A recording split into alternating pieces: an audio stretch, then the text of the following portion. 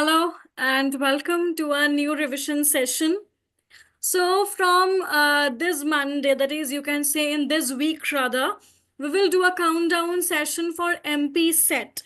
MP Set exam will be conducted on the 15th of December. So it's not very far away, right? So we thought we will give you a countdown session before the exam. So, and here with me is Ananya. Hello everyone. All right, so let's get started with the session today. Let me start by sharing the screen first. Right. So I welcome you all again to Vallath MP Set Countdown Session 5, right? Okay, so let's move on to the first question for tonight. Yeah. So what does a post-structuralist researcher do? Does he reads the text against itself, locates the central theme of the text, scorches the historical background of the text, or none of the above? So as you all are very much aware of the post-structuralist theory, post-structural method of inquiry in literature, right? So post-structuralism very famously reads the text against itself. So what is post-structuralism or what is a post-structuralist method of inquiry does, right?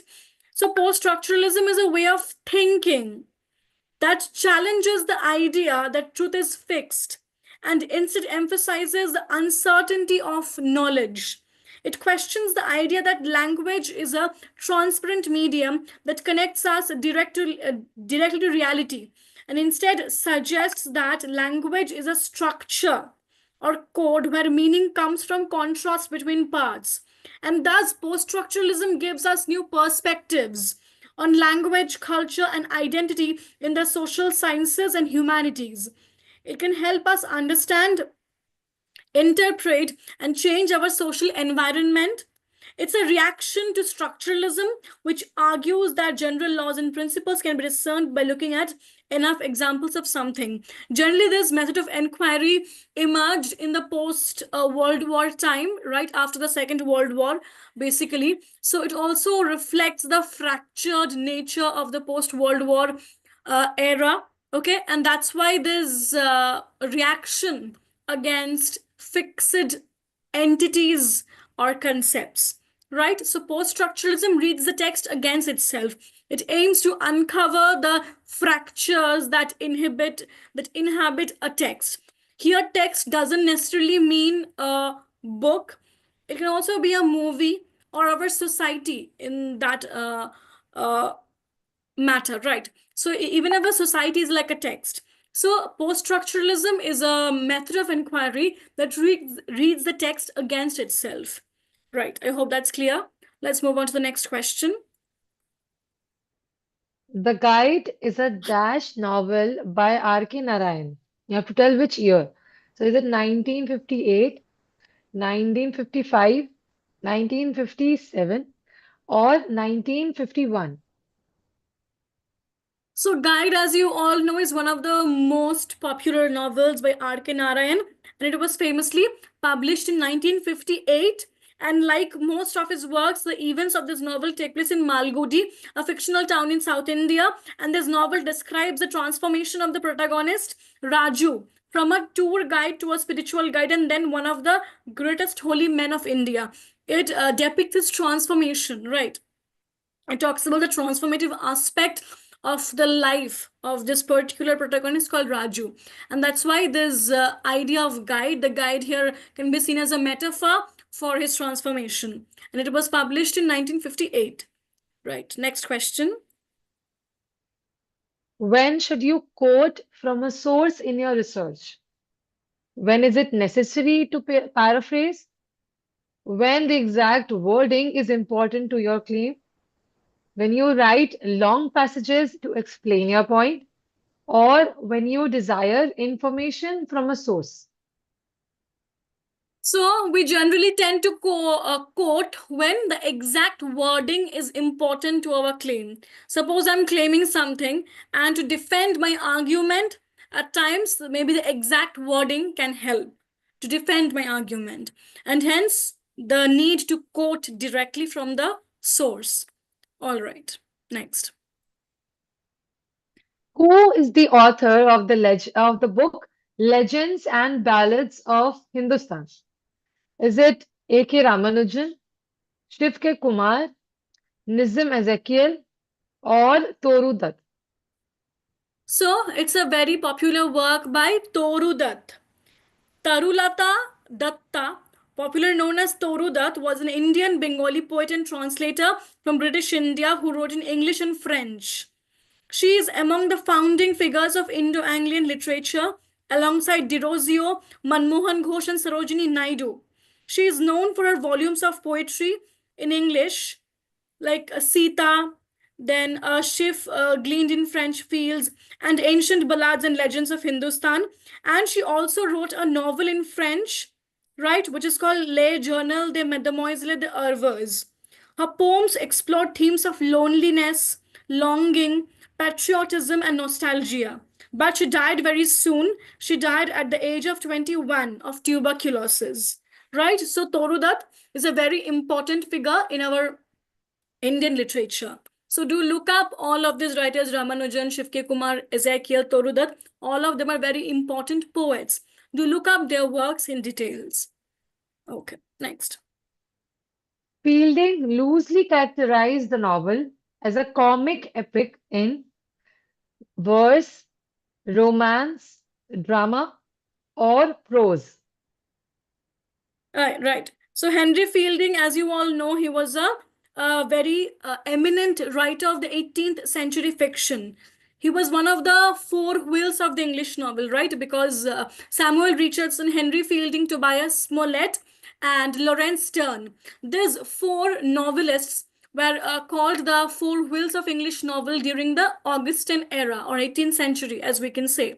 So Fielding is very popular for his picaresque novels, and he also wrote plays initially, but later he turned towards prose. He started writing novels, and he famously characterized the novel as a comic epic in prose. He is mostly famous for his picaresque novels like Tom Jones, then Joseph Andrews, right, Amelia. So he loosely characterized the novel as a comic epic in prose. And he was also a magistrate during his time. Uh, he is also known for the use of humor and satire in his works, and his 1749 comic novel, The History of Tom Jones, a Foundling, was a seminal work in the genre. Along with Samuel Richardson, Fielding is seen as the founder of the traditional English novel. He also played an important role in the history of law enforcement in the United Kingdom, using his authority as a magistrate to found the Bow Street Runners, London's first professional police force. So he was a writer. He wrote novels, he wrote plays, he was also a magistrate. Okay. But do look up all the four wheels of the English novel like Richardson, Smollett, Fielding, and Lawrence Sterne. Right, next. Which one of the following plays belongs to the kitchen sink drama? Is it Shaw's Candida, Goldsmith's She Stoops to Conquer, Osborne's Look Back in Anger, or Miller's Death of a Salesman? So, as you all know, kitchen sink drama is a subgenre which talks about the struggles of the working class, right? And that's why the kitchen sink, because it also brings forth the harsh lives, the grotesque realism of the working class lives, right? So it is Look Back in Anger by John Osborne, which is a famous kitchen sink drama, and it's also a realist play by Osborne. It focuses on the life and marital struggles of an intelligent and educated but disaffected young man of working class origin, Jimmy Potter, and his equally competent yet impassive upper middle class wife, Alison. The supporting characters here include Cliff Lewis, an amiable Welsh lodger who attempts to keep the peace, and Helena Charles, Alison's snobbish friend.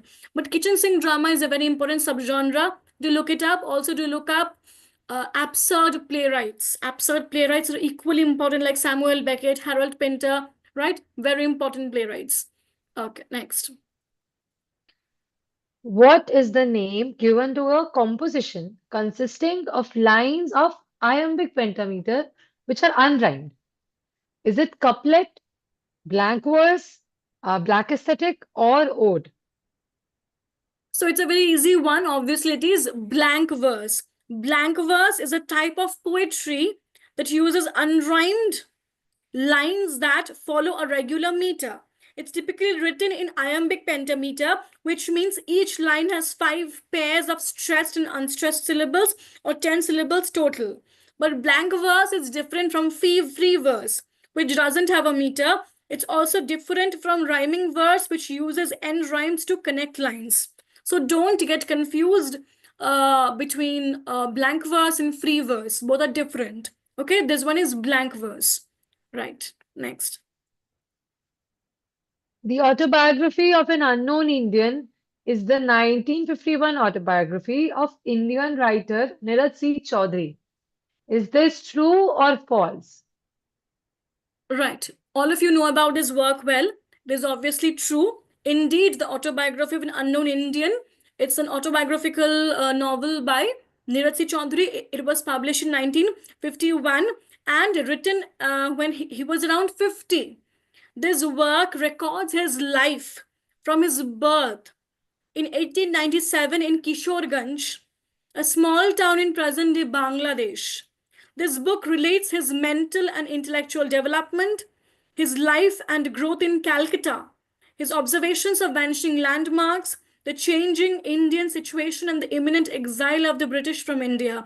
So, this work is a very acute documentary of his not only his psyche, his inner experiences, his thoughts as a writer, but also poignantly captures the socio-political situations of the contemporary times, right? Okay, so do look up Neeraj C. Chaudhary's works. Next. Who is the writer of the biography of Samuel Johnson? Was it James Boswell, Jane Shore, Goldsmith, or Matthew Arnold? Again, quite a very easy question. It is James Boswell, right? He wrote The Life of Samuel Johnson. The Life of Samuel Johnson, it's a biography of Samuel Johnson by James Boswell. The work was from the beginning a universal critical and popular success, and it represents a landmark in the development of the modern genre of biography. Many have called it the greatest biography ever written in English, one of the greatest biographies ever written, and among the greatest non-fiction books of all time. This book is valued as both an important source of information on Johnson and his times, as well as an important and enduring work of literature. So, James Boswell, a very eminent biographer of Samuel Johnson. Right. Next. According to Antonio Gramsci, Dash is the nexus of material and ideological instruments through which the dominant classes maintain their power. Is it consciousness, hegemony, power, or alienation?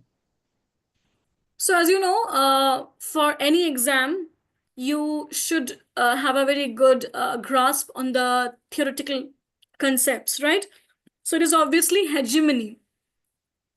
Antonio Gramsci, you all know, he was an Italian Marxist philosopher and intellectual, and he developed the concept of hegemony to describe how a ruling class exerts cultural, moral, and ideological leadership over society. And for him, hegemony is a process of intellectual and moral leadership that a ruling class uses to embed itself across society. This hegemony is based on a combination of consent, coercion, economic function, and ideology and consciousness. He observed, Gramsci observed, that the bourgeoisie ruled with the consent of the subordinate masses by protecting some of their interests. So hegemony is not only again about coercion only, it's also about extracting consent from you, which you lend to them unconsciously. Unwittingly, we are apparently digging our own graves. That's what we call hegemony. That's what Antonio Gramsci called hegemony. Right. Next. Squire B is a character in Dash. Is it Pamela, Clarissa, Tom Jones, or Amelia? Squire B is a very famous flirt character in literature. We all know about him. And undoubtedly, he was in the epistolary novel of Samuel Richardson called Pamela or Virtue Rewarded. It was published in 1740 and it is considered as one of the first true English novels and serves as Richardson's version of conduct literature about marriage. Because again, Pamela is shown as an exhibit figure of chastity and virtue. On the other hand, Squire B is shown as a reckless figure who just keeps on advancing. He keeps on making advances towards his maid recklessly, right, without thinking about anything. He's absolutely careless. And ultimately, he proposes marriage, and that marriage is shown as a reward for Pamela. It's a very, you know, a very typical example of the contemporary times, but again, a very important work nonetheless. So do look up Samuel Richardson. Right. To strive, to seek, to find, and not to yield. This is a line from Dash. Is it Tithonus, Ulysses, My Last Duchess, or Enoch Arden? This line here actually presents to us the driving principle of the Victorianism. You know, the Victorian thirst, which can never be quenched. Thirst regarding knowledge, regarding colonialism, power, and everything, right? So, very aptly, this line is from Ulysses by Tennyson. And Ulysses is a poem in blank verse by Tennyson, written in 1833 and published in 1842. An oft quoted poem, it is a popular example of the dramatic monologue. Facing old age, mythical hero Ulysses describes his discontent and restlessness upon returning to his kingdom Ithaca after his far ranging travels. Despite his reunion with his wife Penelope and his son Telemachus, he yearns to explore again. Right? And this dramatic monologue ends on this line, which very aptly, very succinctly captures this thirst of the Victorian era to go beyond, right? And to never really stop, to never compromise, right? So I guess that's all from our side for tonight. I really hope you guys like the discussion and the questions. We will be back again tomorrow at 9 p.m. So do join us again tomorrow, right? So shall we end up for tonight, Ananya? Yes. Good night, Let's wrap up. everyone. Yeah. Bye, guys. Thank you so much.